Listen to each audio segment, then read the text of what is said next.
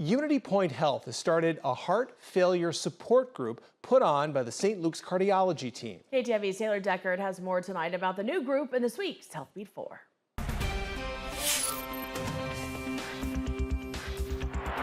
Heart failure occurs when the heart muscle doesn't pump blood as well as it should. When this happens, blood often backs up and fluid can build up in the lungs, causing shortness of breath.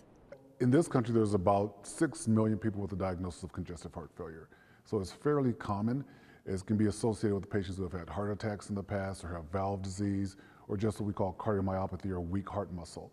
Designed for families, patients, and caregivers, UnityPoint has started a program offering free education in a group setting. And if you can only help one, it's better than none, but starting this support group has always been my dream to start up here, so I was very happy I got the okay to do it. Cardiac care coordinator Shelly Sturgill started this group. Once a month, UnityPoint Health at Sunnybrook Plaza's location with people of all walks of life explore key topics like heart failure zones, low sodium foods, and being active, followed by an open discussion with Q&A. I got a grant and I provided a cookbook that's low sodium, baking, all of that.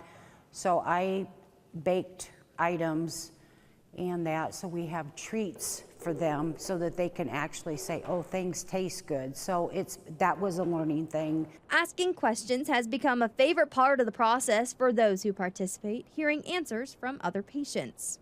Some people that have really bad heart failure, another one that just had an LVAD, had a heart transplant. So it was good for those other participants to listen to their stories, their concerns, and was really appreciative of it. Heart failure recovery and even prevention can start with simple lifestyle changes. Each person in the group takes away something different. For Healthbeat 4, Taylor Deckard, KTIV News 4.